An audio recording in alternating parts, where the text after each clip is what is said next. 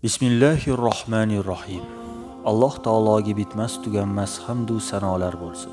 Payg'ambarimizga mukammal va batamom salovat va durudlar bo'lsin. Bahorning ayni avj pallasiga yetib keldik. Demak, bizni kuchli yomg'irlar kutmoqda. Hozir ham sharros yomg'ir quyyapti. Odatda bunday paytda odamlar yomg'irdan qochishga harakat qilishadi. Kimdir soyabonini ochib oladi, boshqalar esa panaga qochadi. Ana shu ovoragarchiliklar bilan bo'lib ust-boshimiz ho'l bo'lmasin deymiz u yomg'ir Allohning rahmati ekanligini unutib qo'yamiz. Xo'sh, Allohning rahmatini qanday qarshi olish kerak? Yomg'ir yoqqanda musulmonlar nima qilish kerak? Payg'ambarimiz sollallohu alayhi va sallamning sunnatlariga ko'ra, yomg'ir yog'ayotgan paytda musulmon kishi duo qilish kerak. Siz o'sha duoni bilasizmi? Yomg'ir yog'ayotgan paytda duolarimiz ijobat bo'lishinicha. Ushbu mo'jazgina videoda aka-ukalarimiz, opa-singillarimizga yomg'ir paytida qaysi duolarni o'qish sunnat ekani haqida so'zlab berishni istadik. Alloh taolo Qur'oni Karimda yomg'irni zikr qilar ekan, bundan ko'zlangan ikki maqsadni aytib o'tadi.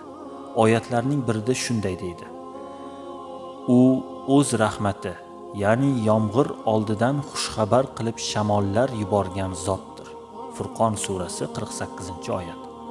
Boshqa oyatda esa shunday deyilgan: Ular uni azobni o'z vodiylariga qarab kelayotgan bir qora bulut holida ko'rishgach, bu bizlarga yomg'ir keltirguvchi bulutdir dedilar. Hud aytdi: Yo'q, u o'zlaringiz shoshirgan narsa. Bu bo'ronki, unda alamli azob bordir.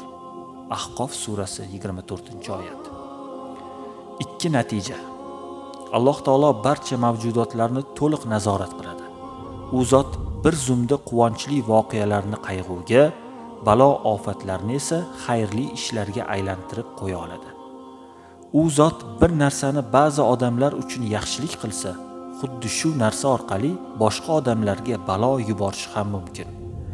Yuqorida keltirilgan ikki oyatda aynan shunday holatni kuzatamiz.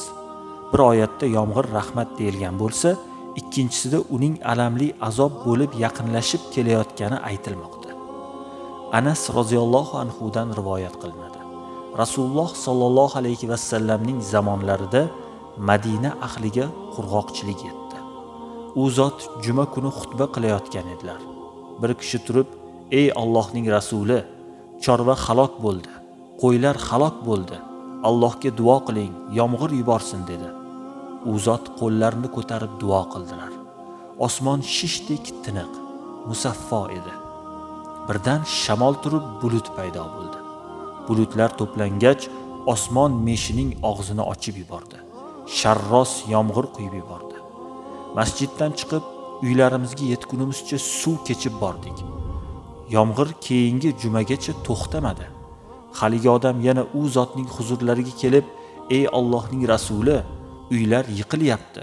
Allohga duo qiling, uni yomg'irni to'xtatsin" dedi.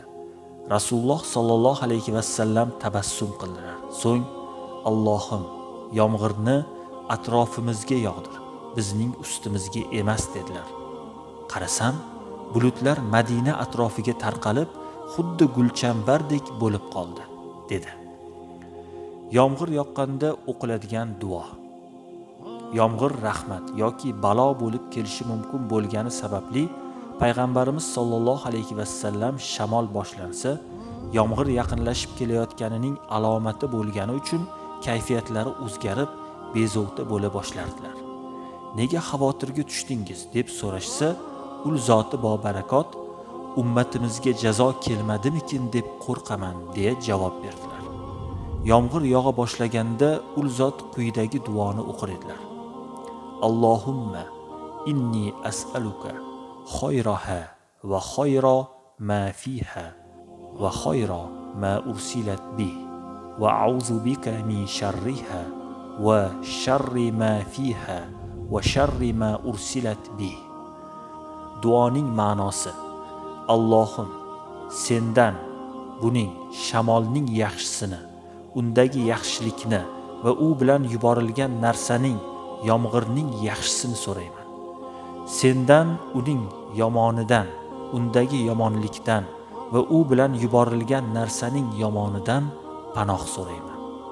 Shundan so'ng agar yomg'ir sokin bo'lsa, ul zot sallallohu alayhi vasallam yengil tortib qolar edilar. Yomg'ir ostiga chiqib ko'kraklarini ochardilar.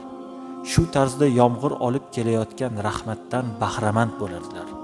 Buning sababi haqida so'ralganda Rasululloh sallallohu alayhi vasallam bu yomg'ir hozirgina Robbimning huzuridan, dargohidan keldi deb javob berardilar. Sahih Muslim. Payg'ambarimiz sallallohu alayhi vasallam yomg'ir paytida mana bu duoni ham o'qirdilar. Allohumma havalayna va la alayna. Duoning ma'nosi: Allohim, bu yomg'ir atrofimizga yog'sin, ustimizga emas. Sahih Buxoriy, Sahih Muslim.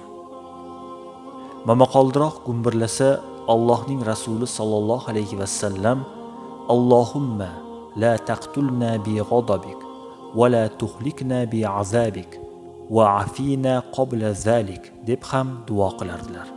Duoning ma'nosi: Allohim, bizlarni g'azabing ila o'ldirma, azobing bilan halok qilma va bundan avval bizni afv qilgin.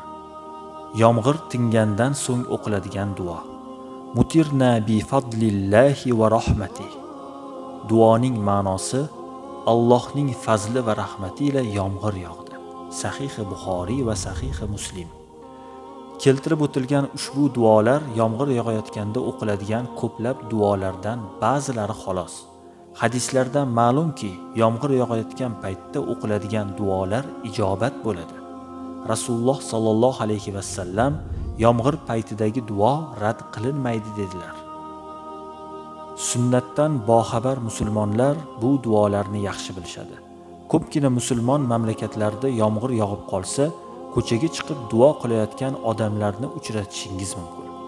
Keling, biz ham Rasululloh sallallohu alayhi vasallamning sunnatlariga muvofiq yomg'irni duolar bilan qarshi olaylik. Alloh taolo barchamizga har bir ishda o'zining Habibi sallallohu alayhi vasallamning sunnatlariga amal qilishni